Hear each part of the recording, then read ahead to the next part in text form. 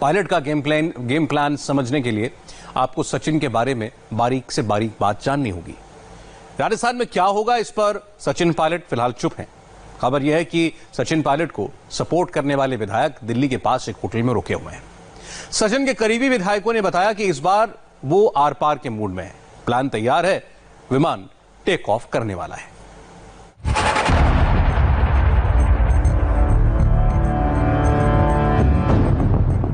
इसे चाहे सचिन पायलट की नाराजगी कह लीजिए या फिर पार्टी से बगावत, नेता तो ये वही सचिन पायलट है जो राजस्थान की राजनीति में सीधे साधे मगर जमीनी पकड़ वाले माने जाते हैं। लेकिन आज पूरी सियासी हलचल के बगावती एपिसेंटर है। देश के लाखों करोड़ों किसानों के साथ कंधे से कंधा मिलाकर संघर्ष करते रहेंगे। यानी राजनीतिक भूचाल का वो केंद्र जो मान, मनुहार और गुहार से ऊपर उठ चुका है। यहाँ अब न तो आला कमान के किसी अल्टीमेटम का कोई मायने है, ना ही कोई डर पार्टी में रहने जाने या फिर पार्टी टूटने का। तो आखिर कांग्रेस की कमान में वो कौन सी पावर प्लेट खिसकी जिससे राजस्थान की राजनीतिक जमीन पर दो दिग्गजों का टकराव ऐसा सियासी जलजला लेकर आया। राजस्थान की सियासत में ये वो जलजला है जिसके झटके पूरे दिन महसूस होते रहे।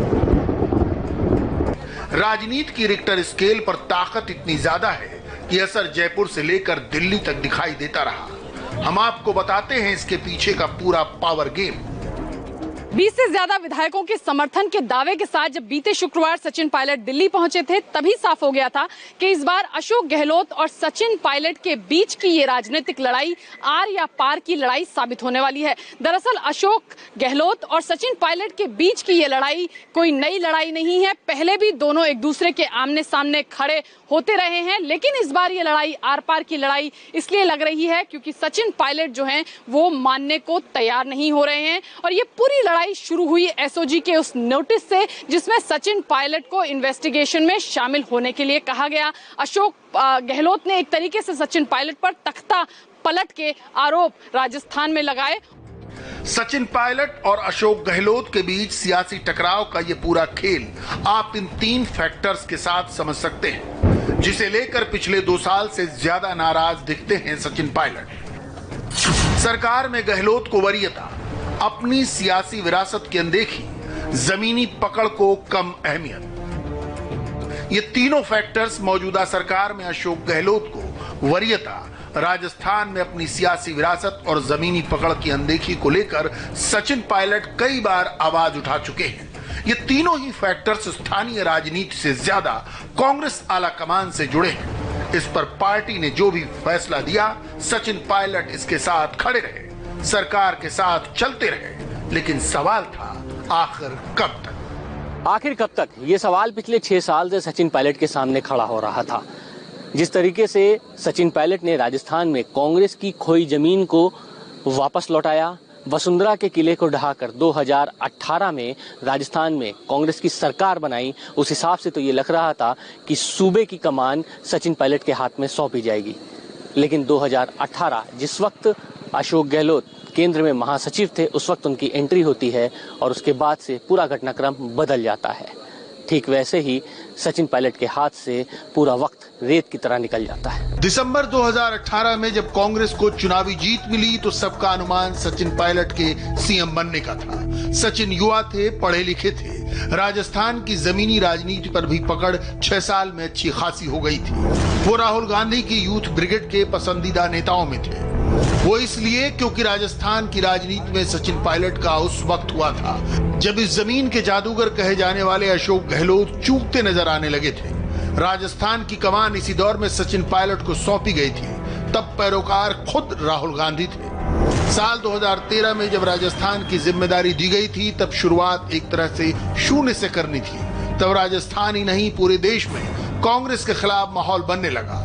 2014 में भी जब लोकसभा चुनाव आए तो कांग्रेस के हाथ एक भी सीट नहीं लगी, लेकिन कांग्रेस आला कमान ने अपने युवा नेता में भरोसा बनाए रखा कि अब समय दूर नहीं जब कांग्रेस का तिरंगा दिल्ली में भी लहरेगा। लेकिन 2018 के विधानसभा चुनाव आते आते इसमें अशोक गहलोत की एंट्री हो गई। सचिन पायलट की बदौलत राजस्थान में नई राजनीतिक बयार बहने लगी थी।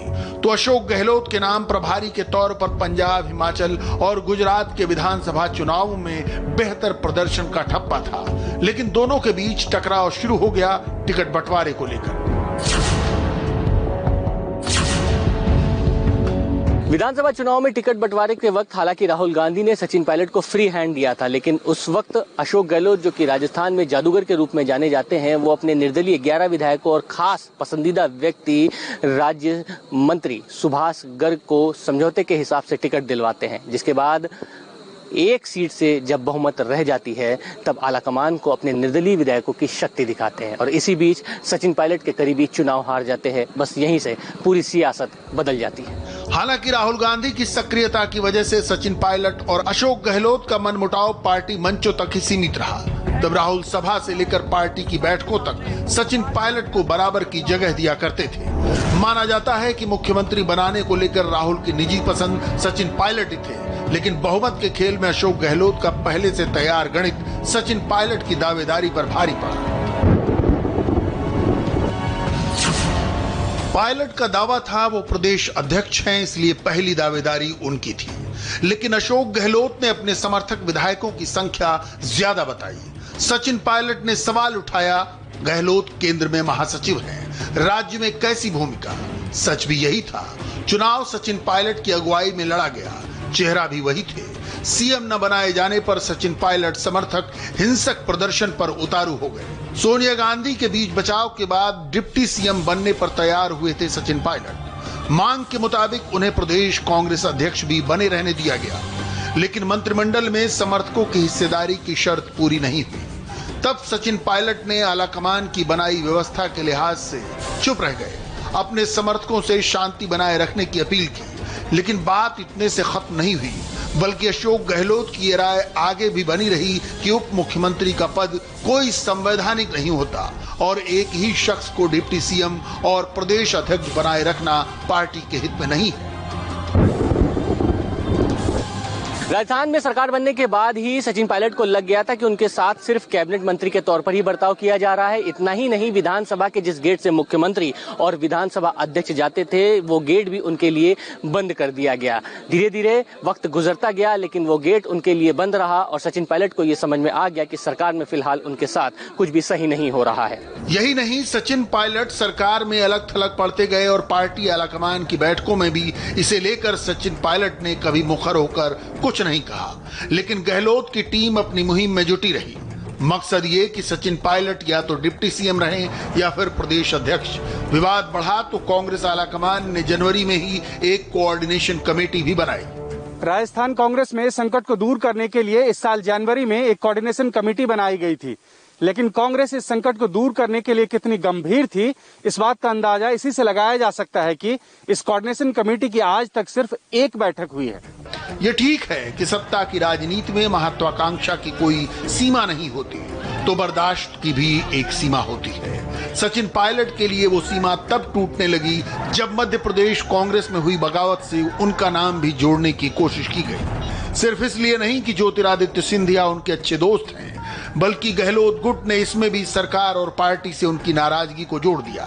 कहा जाता है अशोक गहलोत ने ऐसी कई शिकायतें कांग्रेस आलाकमान से की जिनमें राजस्थान सरकार को अस्थिर करने में सचिन पायलट की संभावित भूमिका का जिक्र किया गया।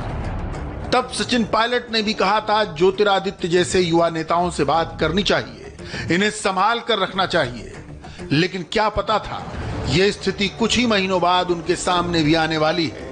ये पूरा भूचाल उसी उमड़ घुमड़ का है जो महीनों से सतह के अंदर चल रही थी।